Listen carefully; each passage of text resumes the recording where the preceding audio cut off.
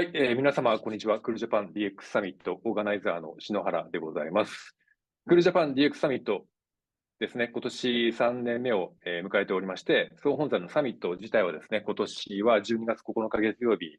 年末をですね、東京都内で予定しております。ぜひ、まずはスケジューリングしていただければなと思っています。で、一方でこのクールジャパン DX、海外需要開拓を DX でスピードアップしようという試みですね、50兆円市場にしていこうということで、一過性ではないムーブメントにしようという試みから、今年はこういった形でオンラインで年間を通じて情報発信をしていきたいなというふうに考えております。海外挑戦で海外展開またはインバウンドでですね、海外需要を開拓していきたいと思っている方々へのヒントとなる情報をお届けしていきたいと思っておりますので、ぜひご視聴いただければなと思います。ということで、クールジャパン DX サミットオンライン、今回のゲストになります。獺祭の蔵元朝日酒造株式会社代表取締役社長、櫻井和弘さんです。櫻井さん、よろしくお願いいたします。はい、よろしくお願いします。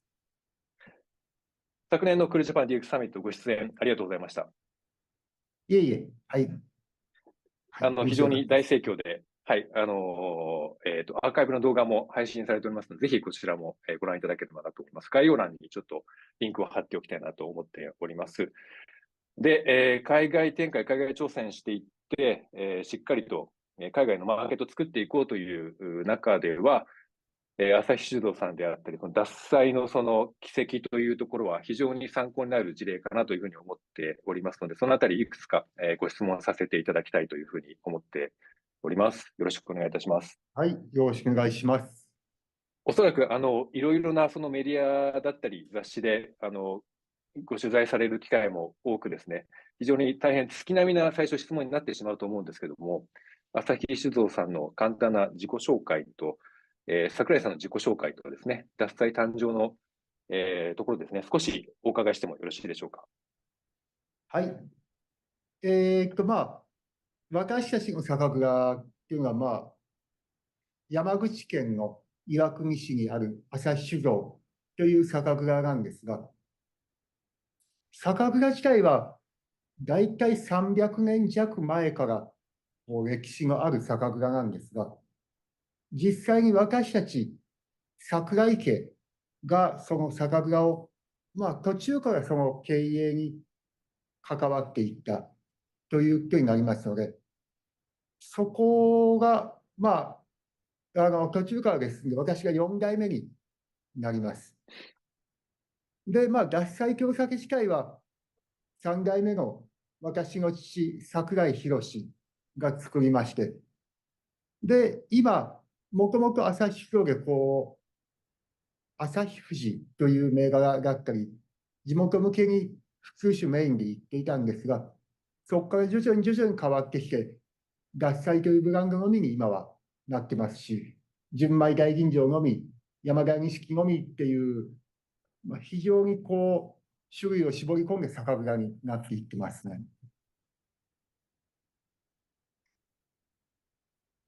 ありがとうございます。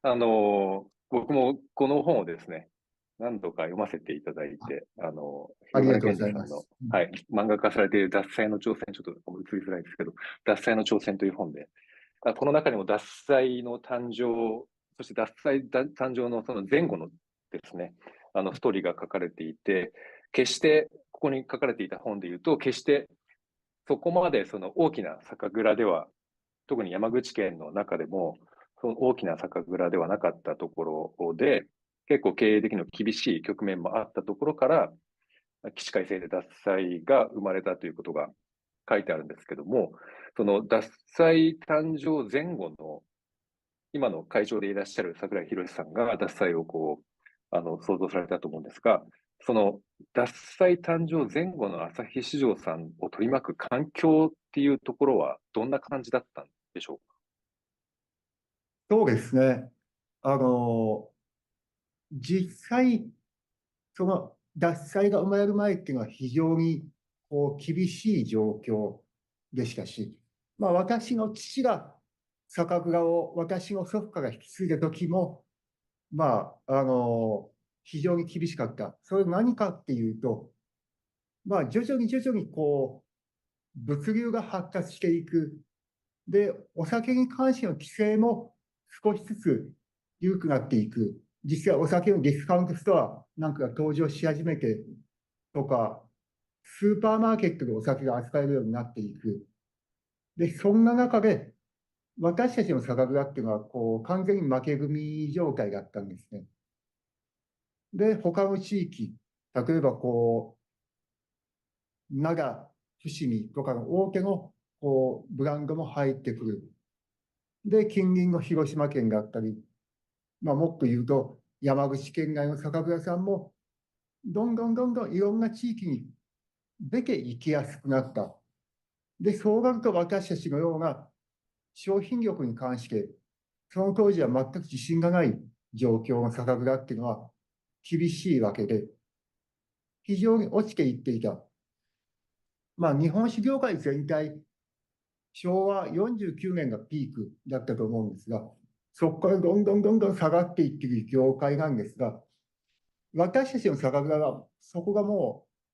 っと速いスピードで、もっと急カットで落ちていっていた、その状況だったんですね。で、そんな中でいろんな、分野だったり、いろんなお酒というのを模索していって、やっていった中で、獺祭もその一つとして生まれて、で、徐々に徐々に、その中で生き残っていって獺祭のみになったというものなんですよ。よくこれは誤解されやすい部分なんですが、綿密にマーケティングして、で、これがいけると言って、獺祭というブランドが最初から形があって出来上がって、で、それが一気に受けて、バーンと伸びたっていう話じゃなく、いろいろ数ある中の一つとして出て、で、本当に徐々に徐々に最初はもう、ゆっくりと伸びていって、で、ただしそれが認知されていって、ぐっと上がっていった。結果的に獺祭のみになったというものですんで、そのあたりが、獺祭の誕生前、そして後の状況かなと思ってますね。ありがとうございます。もともと日本酒っていうのは地産地消で、その地域の方々に飲んでもらう酒として作られていたっていう、長年のその昔からの歴史があって、ただその日本酒市場、マーケット自体がなかなかその伸び悩み、ちょっと縮小傾向にある中で、その地域だけではなくて、もっと外を見よう。東京だったり、いろんなマーケットに出ていこうっていうご判断もあったと思うんですよね。で、その中で、やっぱり、勝負するからには、その、うまい酒を作ろうという。で、それうまい酒っていうのは、やっぱり、純米大吟醸にチャレンジしようっていう、当時、そんな、意思決定があったかなと思うんですけども、まさに、その、経営的にも少し苦しい中で、ピンチはチャンスで、その、純米大吟醸っていう、なかなか難しいお酒作りにチャレンジしようっていうふうに、決められたっていうのは、一つ、朝日七郎さんにとって、今から振り返ると大きなターニングポイントだったんですかね。そうですね、ターニングポイントになったと思います。実際に地産地消ってただ、これ皆さん地産地消を金閣玉上としておっしゃってますけども、基本的にはもともと、じゃあ、灘伏見のお酒が地酒として東京市場に売っていっていた。よく、下らないっていうのは、よく下り酒の、江戸の方に行くお酒が上っていくとしたら、そこから下っていくのがないよという意味から出た言葉だと理解してまうん。すが、そんな言葉があるように、ある程度出していたというのはあると思っているんですね。で、地産地消っていうのは、特に現代だと無理があるっていうのは現状だと思いますが、その辺も含めてその時代が背景としてあったというのもありますし、で、実際に先ほど言いました通り、地元じゃ負け組、どんどんどんどん売り上げが落ちていっている状況ですんで、なんとかするしかないというのがありましたし、いろんな地域に私の父が、じゃあ、販売をしていこうとやっていったんですね。当然近隣の広島県、福岡、四国なんかも行きますし、大阪の方にも、私も記憶にありますが、大阪の百貨店で、私小さい頃、父が試飲会に行ってくっついていった記憶なんかもありますから、そっちの方も行く。で、東京も行く。で、結果的に東京市場で、こう、朝日酒造が作ったお酒っていうのが、少し山口県のお酒って珍しいから持ってきてよという形で足がかりできまして、で、その市場にやっていく中で、まあ、やっぱりそうなると大市場って品質重視の方の市場ですんで、そこで生き残っていくために獺祭っていうのが生まれていった。もともとはですんで、東京市場というか、東京の何軒かの酒屋さん、飲食店さんに売ったプライベートブランドみたいな形で獺祭っていうのが登場しましたし、そこから始まって伸びていった、広げていったというような、そういう状況ですね。なるほどですね。で、まあ、今でこそ結構当たり前になってると思うんですけど、この純米大吟醸っていう、にするための技術っていうのは、僕も素人ではありますけども、いろいろ勉強すると、その精米具合を50%未満にしていくっていう、要はその米を削っていって、その純度を高めていくっていうことで、そのお酒のスッキリさだったり、飲みやすさだったり、美味しさを追求していくっていう技術だと思うんですけども、まあ、それをやるには、やはりその技術も必要ですし、ノウハウも必要で、経験のある杜氏の方も必要で、蔵人も必要でっていう。で、それをやろうとしたときに、こう、離れていってしまったっていう、杜氏だったり、蔵人さんがこう出ていってしまったっていうエピソードもこの本にもあったと思うんですけども、でもそこがピンチやチャンスで、その社員の方々を蔵人にして、社員でこのお酒作りしていくっていう、ここも一個ターニングポイントで、まあ、それによって、式醸造、要は年間を通じてお酒を作っていくことが可能になったっていう、まあ、これが一個、ポイントだったのかなと思ってるんですが、合ってますか？そうですね。ただ少しこう補足させていただきますと、まあ、純米大吟醸ってそのスペック的にはお米を磨いて50%以上磨けばできるものなんですが、そこは米を磨くっていうのはノウハウじゃないんですね、あまり。まあ、そこも当然、米が割れないようにゆっくり磨いていくとかのノウハウはあるんですが、それ以上にその後の、じゃあ、お米ってやっぱり磨くと、こう、溶けやすくなるというのもありますし、発酵の経過がやっぱり全く違う。で、普通酒、一般的なお酒のように、まあ、とにかく安定して発酵していくという手じゃなくて、まあ、お酒にある意味、酵母に厳しい環境を与えながら発酵していって、その中で香りだったり味わいを生み出していくっていうのって、また違う分野なんですね。で、まあ、そこをこう、とにかくまあ、いい品質のお酒っていうと、純米大吟醸というお酒があるよと言って、可能性の一つとして、まあ、掘っていこうとしたんですね。で、その時に、まあ、うちの当時、もうやったことない、職人もやったことない、経験豊富っていうのは、普通種の経験豊富というのと、その純米大吟醸の経験豊富っていうのはまた別物なんですね。ですんで、まあ、その純米大吟醸作りの文献だったり、醸造協会の協会誌なんかにある研究資料を参考に、こんな風に作ってみようよで始まったんですね。ですので、ある意味、こう、外部から知識とかノウハウを入れて作ろうとしたというのがあるんですよ。で、そうなると、当時としては、当然それまでの、純米とか普通酒の経験とはまた別のものですよね。別の経験にないものをやるということにストレスがやっぱり大きかったんですよ。で、そんなこともあって、そこに加えて私たちの酒蔵が地ビール部門でやっぱり失敗しまして、で、財政的にも危ない状況になった。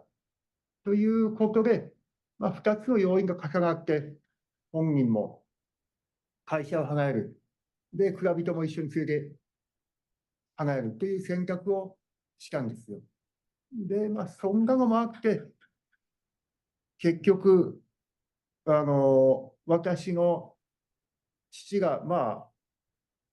ノウハウを入れていた頭の方の部分は、情報としては握っていた状況でしたので、じゃあ自分が思う形で作っていこうということで、その自分が作る蔵元当時の方向に移っていって、で、それを一緒にやってくれる社員をそれこそハローワークとかで募集して、作っていったという、そういう経緯になりますね。うんうん。ありがとうございます。で、おそらくここからがすごく大事なポイントで、という状況の中で、社員の方々、それから蔵元を含めて、会社全体で純米大吟醸にチャレンジしていくという中で、かつ式醸造していくっていう中で、経験もないですし、ノウハウもそこまでないという中では、もう徹底的にその各工程の中で、安定的にそのお酒作りしていくために、人の手はもちろん、しっかりとかけていきながらも、そこで得られるデータを緻密に収集して、分析をかけながら、しっかりとした味のお酒を作っていくっていうことにチャレンジしたっていうところが、僕はおそらく当時の日本酒業界にあまりなかったところで、僕たちの言葉で言うと、おそらくその作業が、DX のトリガーになってるんだろうなと思ってるんですよね。徹底的なデータ管理、数値化で社員共有してですね、経験と勘ではない数値管理をもとに、お酒を作る。ただ、その誤解されて、その歪曲されて伝わってしまった一部の情報としては、自動化して、機械化して、その人の手を介在しない酒造りというふうに一部思われてしまっていた時代もあるのかもしれないですけど、実は全くそうではなくて、他の酒造メーカー、酒蔵よりも、実は2.5倍、3倍の人手をかけて各工程しっかりと人が見ていきながらも、そこで得られる情報、データをしっかりクラウドベース化して、品質のいいお酒を作っていったっていう、これが僕は、それによって量産体制だったりとか、その品質のいいお酒作りにつながったっていう DX だと僕は思ってるんですけども、ここについてはいかがでしょうか。そうですね。実際、おっしゃる通り、今、酒蔵のメンバーが200人、蔵人が200人を超えてますんで、これ飛び抜けて製造メンバーとしては多い。本当に数量単位で言うと、一つの容量にかける人数としては、本当に他の酒蔵さんの2.5倍、3倍近くが優にいってるなと思うんですが、そのメンバーがやっていくというのはもう本当その通りで、ただしその DX という部分で言うと、実際うちクラウド上に製造データをアップしたりとかって全くやってないんですね。うんうん、アナログでそこはやっていく。で、デジタルエクスチェンジっていうよりは、なんとなくデータエクスチェンジとかそういうふうな意味合いの DX なんじゃないかなとも思ってるんですが、はい。すごくその辺はアナログでやっていく、ただし数値とかデータを大事にしていくという状況なんですが、これが何から始まったかっていうと、これもやっぱり、もう、島さんがおっしゃる通り、当時、職人たちが、当時が出ていった後に、なんとか酒を作っていこうというときに、分かるのが、その、集めてきた研究文献、ある意味酒造りの純米大吟醸作りの教科書みたいなもんですよね。そこを元にやっていって、で、作ってみたお酒がまずかったらなんでまずかったんやろうなっていうのを、こ追っかけていく。で、その時になかなか勘じゃないし、教科書ってやっぱり一ついいのは、きっちり数字とか、こういう経過をたどってよっていうのが出ていくっていうのがありましたんで、それを見ながらやっていく。で、数字もこうチェックしていってやっていく。で、それで意外にその教科書通りやっても美味しくない時がある。これは何だろうっていうのを積み下げていった結果、数値とかデータによる見える化っていうのを大事にしていくようになったんですね。で、それを手作りでやっていった結果、それをクラウドに上げる必要性とかそういうふうなのよりは、きっちり見て、もう手書きで書いて、ノートとか壁に貼るグラフで見えるようにしていく方が大事だったんで、アナログの方がその辺ってやりやすいっていうのがありますんで、ここに関してはよくデジタルで取り込んでとかって話をよく言われるんですが、そこよりは実際にはアナログの方がやりやすいなと思ってる。ただしデータを取っていくのが大事というふうに変わっていったなと思っています。で、実際にやってみて分かったのが、要はそのデータとか数値によって一番良かったのって見える化をできた部分なんですね。これは、当時のシステムがいい部分も悪い部分もあって、その悪い部分の一つに、どうしてもノウハウがブラックボックス化してしまう。で、特に社内で蔵元工事とか、完全に社内で内製化しているとは別なんですが、当時が職人として外部から来るっていうことだと、ブラックボックス化してしまう。それは外部のコンサルタントやどうみたいなもんですが、どうしてもそこが表に出にくい、見える化しにくい、美味しくなかった場合になぜ美味しくなかったのかがいまいちわかんないという問題が生じやすいというのがあったんで、そこを数字とかデータで強制的に引っ張り出すことによって、酒造りのやってることと結果の酒がつながっていけるようになったんですね。酒の味と酒造りが。で、結果的にそうなっていくと、酒造りの方の重要性がより増してきますんで、人手もかけなきゃいけない。手間をどんどんかけていくと、結果的に人数すごい多いなっていう状況になっちゃったという、そういう流れですね。なるほどですね。いや、非常に面白くてですね。その数値化していって、その見える化する。で、その見える化されている状態っていうのは、おそらく、パソコン上だったりとか、いわゆるその中でのソフトウェア、表計算ソフトだったりを使って、で、いろんな方が、社員の方々がそこで見れて、要はどう変化しているのかっていうのを見ていく、分析していくっていうことだと思うんですけども、これはもう十分、それまでの概念から比べると、十分デジタル化されている状態だと僕は思ってまして、デジタル化とか、いわゆるデジタライゼーションって何かすごい最先端のクラウドのツールだったりとか、すごい綺麗に見える可視化ツールとか、そういうものを導入するということではなく、しっかりと見たいデータが一元管理されていて、視覚化されて、見える化されている状態。で、それを必要な方々が見れる状態っていう、これが十分もうすでにデジタル化、デジタライゼーションだなと僕は思ってますし、それによって本来の DX の意味っていうのは、トランスフォーメーションで、何をトランスフォーメーションするかっていうと、そのビジネスモデル自体を、あの、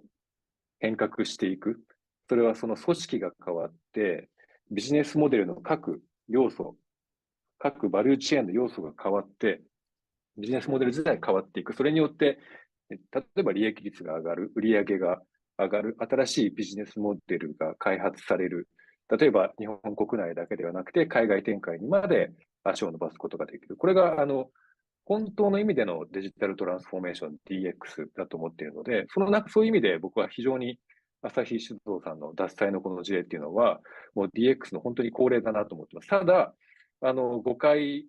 やはりマーケットの中で誤解されたくないのは、僕も、何か機械化したからとか、自動化したからとか、何かそのデジタルツールを使ったから、今の状態があるっていうことではなくて、しっかり今、櫻井社長がおっしゃったような、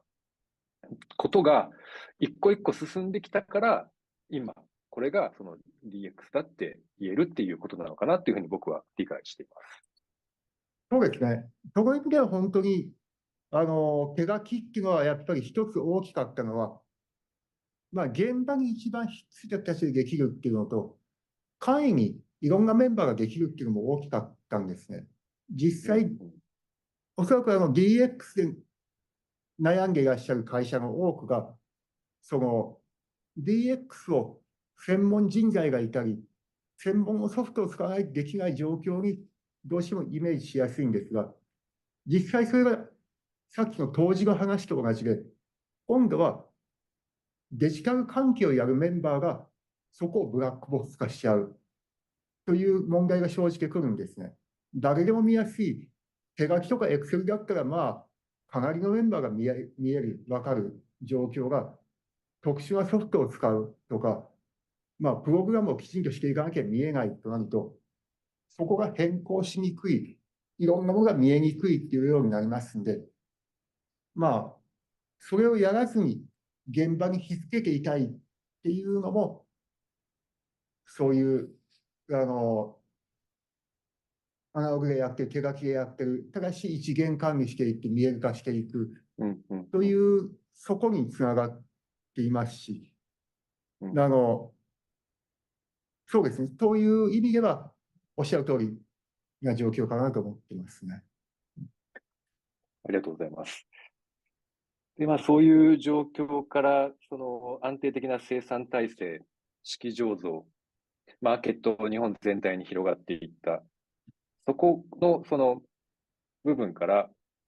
少し話が移るんですけども、2000年代半ばに、頃ですかね、海外挑戦を本格的に、海外展開を本格的に考えられて、アクションされて、で、桜井社長自身も2000年代の半ばに朝日酒造に、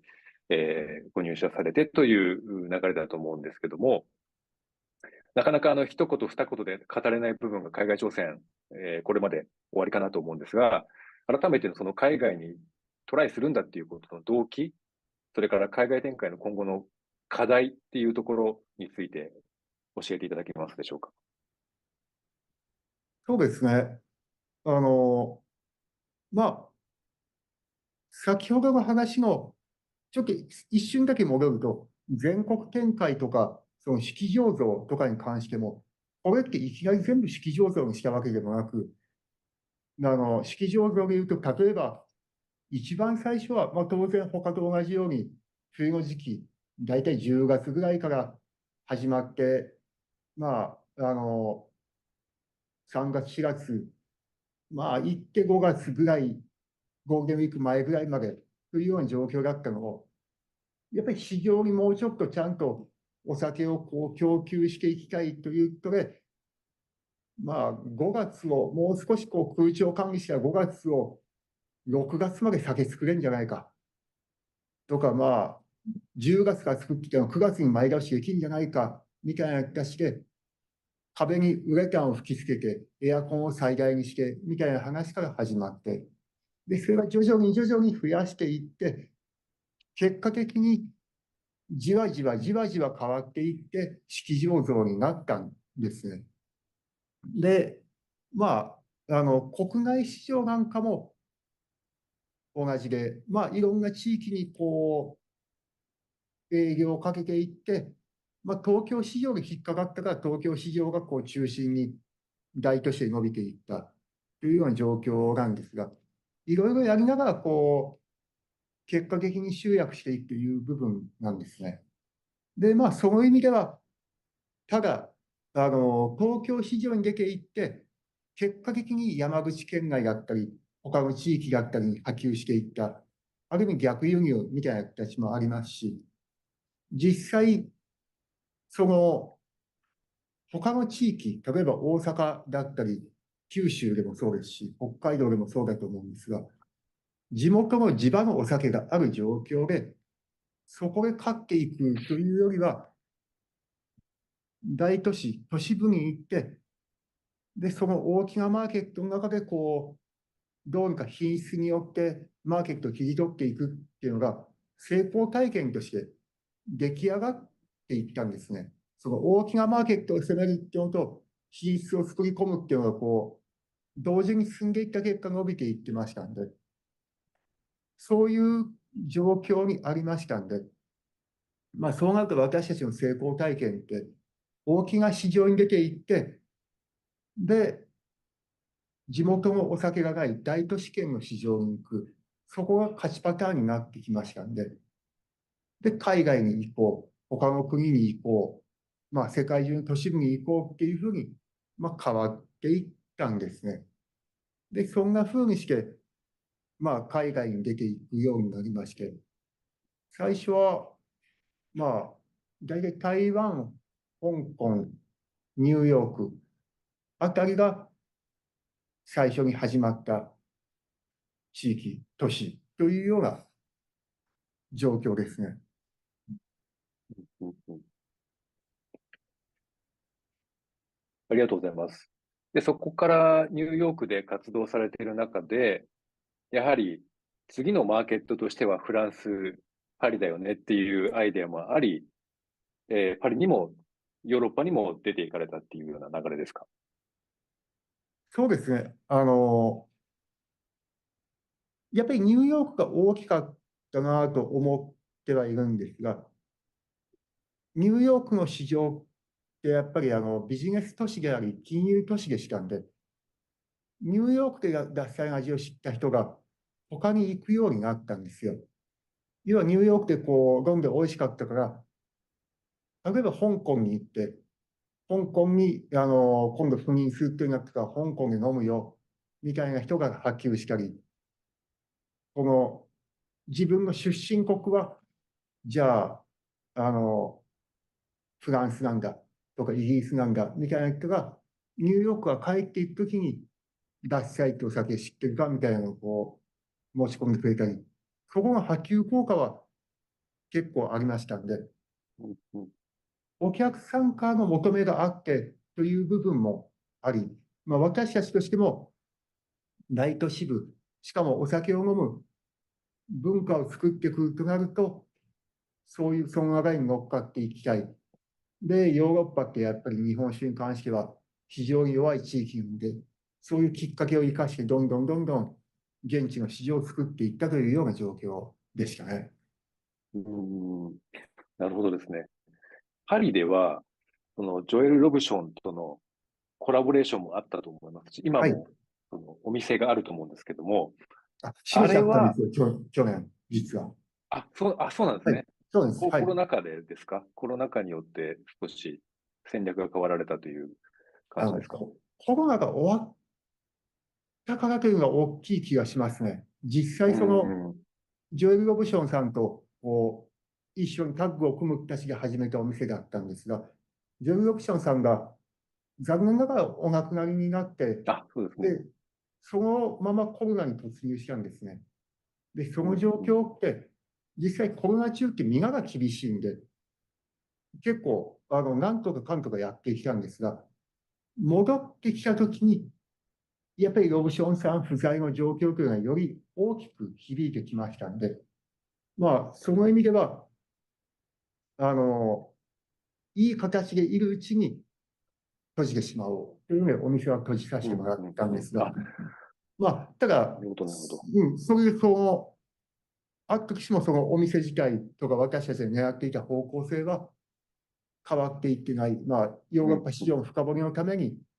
あのお店があったし、じゃああのお店がないからといって、もう深掘りをやめるかっていうとそうじゃないと思ってますね。うん。なるほどですね。ありがとうございます。ニューヨークからの波及効果っていうお話もあったと思うんですが、これはやっぱり、ちょっと後ほど後のその海外展開の課題とか、うん。海外展開におけるゴールっていうところにつながっていくんですけども、ニューヨークに酒蔵を作る、ニューヨークのハイドパークに酒蔵を作って今もうオープンされていて稼働されていらっしゃると思うんですけども、やっぱりその波及効果だったり、世界に対するその情報の拡散っていう部分でも、やっぱりニューヨークに酒蔵を置くっていうのは、他ではないニューヨークならではの意味があったんでしょうか？そうですね。やっぱりニューヨークということに関しては意味が大きいなと思ってるんですが、やっぱりニューヨークっていろんな文化が集まってくる。で、その文化をもとに新しい文化が出来上がってくる。そういう地域だと思ってますし。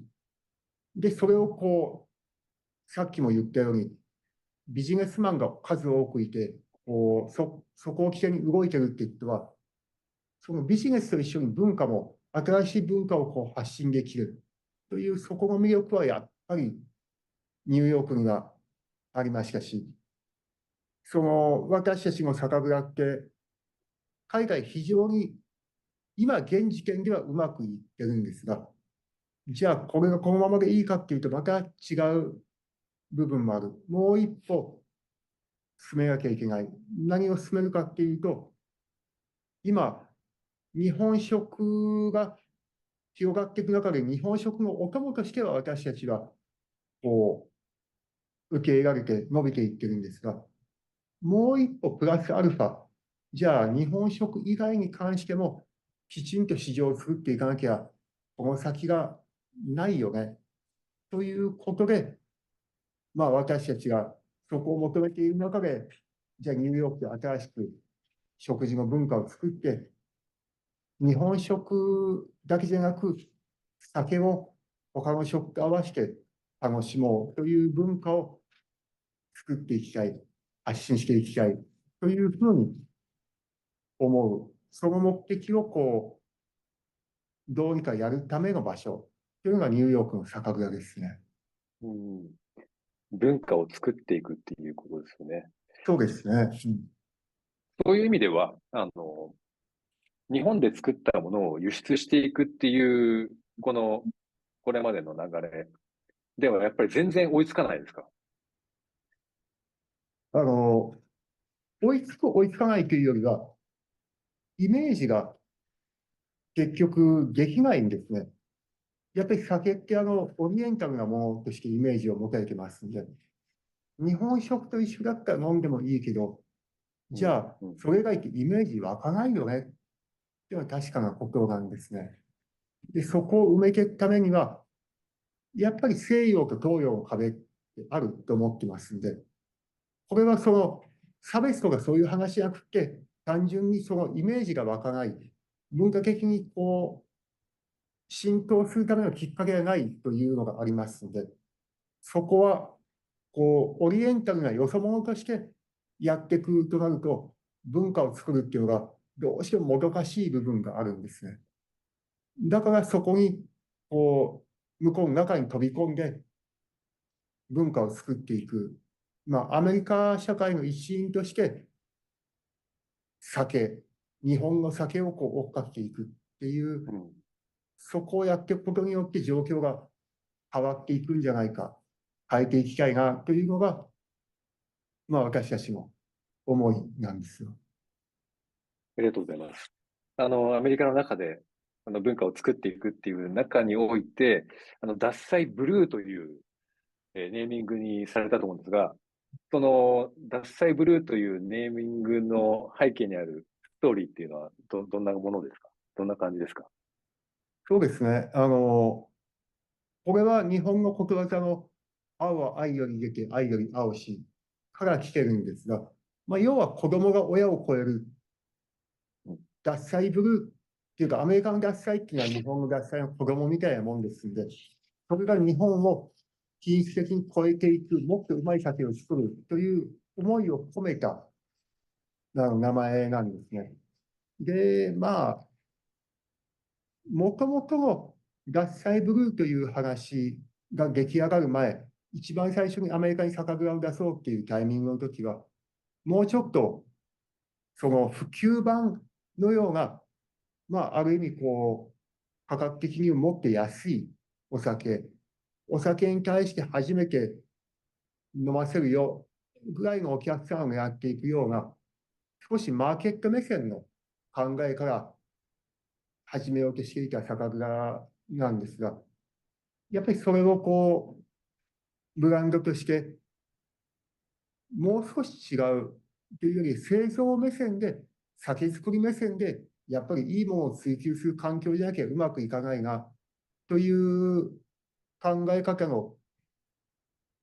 変化から結果的に獺祭ブルー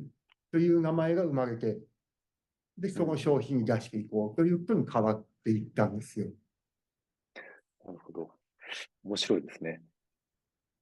今後、もっともっと海外でのチャレンジを加速させていくと思うんですけども、仮にその違う土地でまた酒蔵を作っていく場合には、獺祭、ブルーではない獺祭何かになっていくんですかね。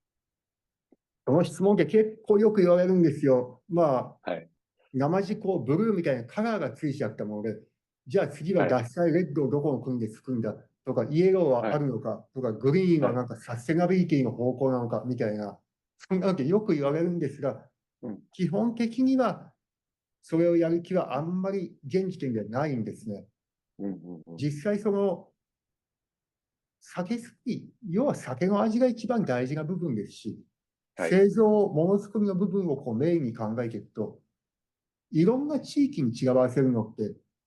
戦力の分散化になりますし、ノウハウもこう、蓄積しにくいんで、意味があるとは思わないんですね。ちょっとうん。ダメーうん。ジの方も結構ありますんで、その意味じゃ、アメリカのニューヨークに関しては、完璧に新しい挑戦をやるための、こう、手段として、一社だったらなんとかこう、一件だったらどうにとなるんで、そこを作っていこう。まあもう、リスクもあるし、すごく困難な部分も多いんだけど、なんとか乗り越えていこうというので作ってるというのがありますが、そうん。れをいろうん。んな地域にやって、例えば物流効率とか関税を考えていろんな地域に作ってっていうのは、ちょっと現実的にはないだろうと思ってますね。まあ、はい。もしかしたらそれをニューヨークをやっていった中で、全く違う形が生まれていって、結果的にまた全然違う形で海外に酒蔵を作るって言ってなくはないと思うんですが、現うん。状ではやることはないだろうなと思ってますね。なるほどですね。ありがとうございます。海外は伸ばしていくんですけれども、その変にスピーディーにその量を追いかけていくということではないのかなというふうに僕も理解しましたし、何かのエピソードでもちょっと読んだんですけども、伸びている地域があったとしても、そこになんかちょっとこう、その異様なというか異変があれば、あえてその伸びていても出荷量を減らすっていう意思決定もこれまでされてきたっていうぐらい、その獺祭っていうもののそのブランドのイメージをしっかりと浸透させていくっていう上で、その急ぎすぎない、しっかりとその美味しい酒を、その美味しい状態で消費者に飲んでいただくっていう状況を少しずつ広げていくのが、その海外展開の一つの方向性なのかなというのを僕的には理解したんですけども。そうですね。はい。おっしゃる通りですね。実際、先ほどの量を減らしたっていうのは、中国の市場の話だと思うんですが、実際中国市場って今、あの、去年の、まあ、中盤ぐらいから減速していったと思うんですが、やっぱりその中で私たちもこう現地に行って、そこをこう、実際にこう日本の方にその情報伝わってくるより早く、あ、これはやばいなという予兆を感じましたんで、一気にその時、その市場のこう、要求する量の、まあ本当に数分の1にこうぐっと縮めたというのはありますし、そのあたりは、やっぱりこう、短期的に数を売るというよりは、長期的に市場を作っていって、で、ブランドとして生き残っていく。そこは大事だなと思ってますんで。うんうんうん。ただし、同時にじゃあ量も追求しない。で、日本酒として文化を大事にして、で、売れなくってもそれでいいのかっていう、それも違うと思ってますんで、長期的に量を売っていくために、短期的にはこう引き締めするというようなことですね。うんうんうん。長期的な目線で市場を作るということですね。そうですね。やっぱりそれは、海外の市場ってまだまだこれから出来上がっていきますんで、短期的にそこにどうこう言っても、しょうがないなと思ってますね。ありがとうございます。さっきの獺祭ブルーのエピソードで、これも何かの記事でちょっと読ませていただいたんですけども、自分たちで自分たちのライバルを作っていくっていう、その獺祭というものを超えていくっていうお話さっきあったと思うんですけど、獺祭ブルーは既存の獺祭を超えていくっていう、そういう存在に育てていくんだってお話があって、めちゃくちゃかっこいいなと思ってちょっと読んでました。まあ、まだ、そうは言ってもライバルにするという目的を持って作って、そうなりたい。でもまだ実力的にそうじゃないというのが現状ですんで、まあ、かっこいい目標を上げて、今一生懸命そこに汗かいて、ベストをかきながら、なんとかそこを目指してやってる最中ですね。まだまだこれからですね。ありがとうございます。ちょっと僕も個人的に今度いつか、ぜひちょっと獺祭ブルーのニューヨークの酒蔵、行ってみたいなというあ、ふうにぜひ思っいらています。してください。ありがとうございます。ちょっとお時間も迫ってまいりまして、ちょっとお話飛ぶんですけども、まあ、海外展開これから加速させていく上で、桜井社長のリーダーシップ非常に重要なのかなと思ってるんですが、桜井社長のリーダーシップスタイルっていうのはどんな感じなんでしょうか？そうですね。実際リーダーシップスタイルとは直接じゃないかもしれないんですが、私たちが会社で常に言っていることっていうのは、組織として失敗を失敗を許容して、で、失敗推奨するというのはすごい大事だなと思ってるんですね。実際私たちの酒蔵が今、ここに来るまでも、その、いろんなことをやって、いろいろ失敗して、多産多死の状態が今のこの成功に導いてくれたと思ってますし、で、規模が大きくなってきたからこそ、そのあたりって皆が会社として、組織として失敗して、で、そういう失敗したのを自覚して、戻っていくっていうのがしたいと思ってますし、やっぱりそこを皆がやりやすいように、一歩踏み出すのも推奨するし、失敗したときに認めた失敗を認める方向転換するっていうのもやっぱりやっていくということだと思っています。まあ、まだまだそれができてない部分もあるんですが、とにかくスピード速く、やってみるのも後押しする。で、ダメだったらすぐダメって見切って、こ後に引かせるというのを繰り返しができるっていうのを、まあ、私はやっていきたいなと思ってやっていってますね。そういうその高速で PDCA というかトライアンドエラーを繰り返して失敗を強しながらどんどんどんどんチャレンジして成功を生み出す、その角度を上げていくっていう企業文化を作っていく上で、やっぱりその社員全員が、でどんどんどんどん組織の規模も大きくなればなるほど、なかなかその企業文化の浸透だったり、そのリーダーのその言葉というのは伝わりづらくなるとは思うんですけども、今まさにそういう企業文化を作るためにいろいろトライされてるっていうことでしょうか？そうですね。まあ、そのあたりを常に皆が自発的にトライアンドエラーをできる体制づくりだったり、そこを推奨するモチベーションというと変ですが、心理的な安定性、安心感というのを保つようにはずっとしてますね。なるほど。ありがとうございます。大変参考になります。最後になります。日本の魅力で、海外事業を開拓しようよと、海外で勝っていこうよとはい。いう、まあ、そんなムーブメントを僕も作っていきたくて、まあ、こういう活動をしてるんですけども、またそういうことをチャレンジしたいという方が見てくださっている、チャンネルにもなるんですが、まあ、そういった方々にですね、ヒントとなるようなメッセージ、アドバイスを最後いただきたいと思います。はい。ですね。これはね、よくあるのが、私たちの話、その海外だったりの話もそうなんですが、獺祭の酒蔵のこの今の状況とか、今やってる方向性とかで、よく言われるのが、これ、獺祭さんだからできるんだよとか、でかい会社だからできるんだよっていうお話をお声がけいただくと結構あるんですが、実際じゃあ、私たちがこ獺祭というお酒を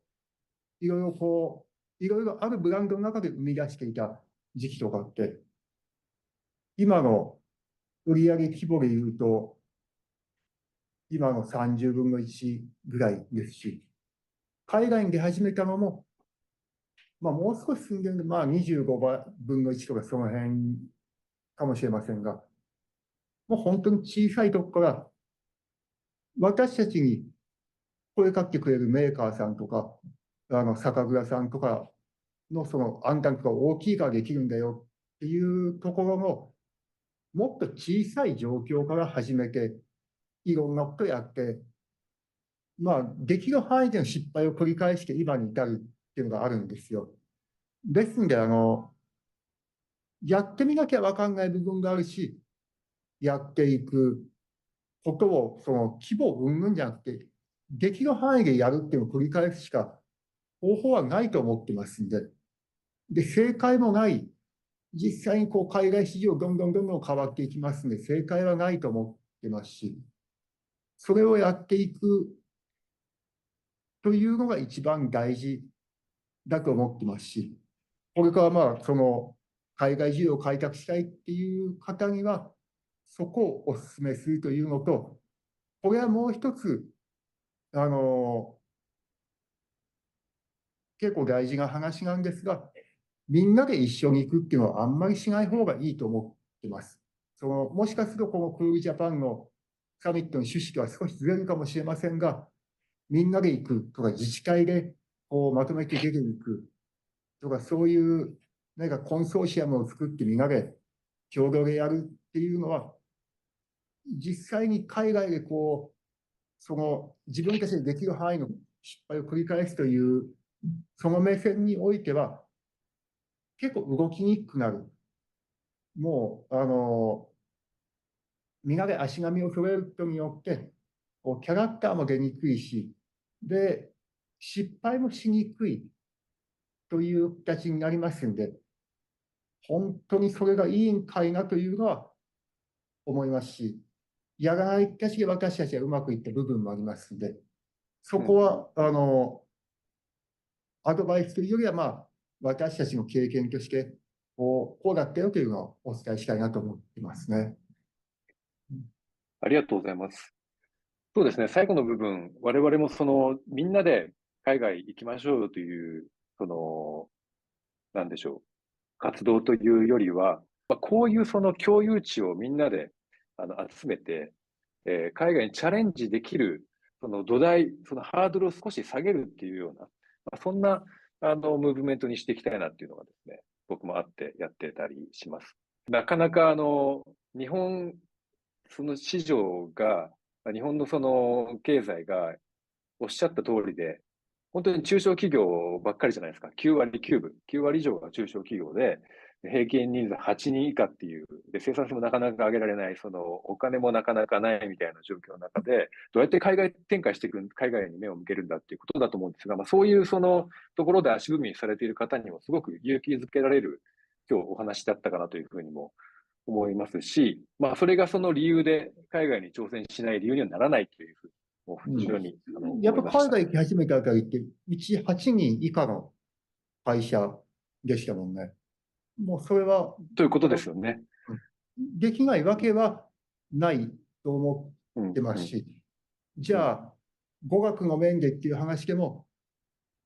私たちも、私も今だにやっぱり語学そんなに得意じゃないですし、行き始めた当初なんかもうほぼ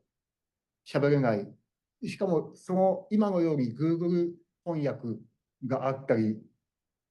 いろんな翻訳ソフトもいいのがあるわけじゃない状況ですんで、なんとかなりますよ。そうですね。行ってみて何とかしていくもんですよね。人間というものは。そう。どうにか、はい。どうにかなります。はい。ありがとうございます。ということで、最後にも非常に勇気づけられるお言葉をいただきましたけども、今日1時間通してですね、いろんなお話をお伺いできましたので、海外挑戦、考えていらっしゃる方にもすごくヒント満載のセッションになったんじゃないかなというふうに思います。櫻井さん、本当にありがとうございます。こちらこそありがとうございます。ということで、はい、クールジャパン DX サミットオンライン今回のゲストですね、獺祭の蔵元朝日酒造株式会社代表取締役社長、櫻井和弘さんでした。櫻井さん、本当にありがとうございました。ありがとうございました。引き続きよろしくお願いいたします。よろしくお願いします。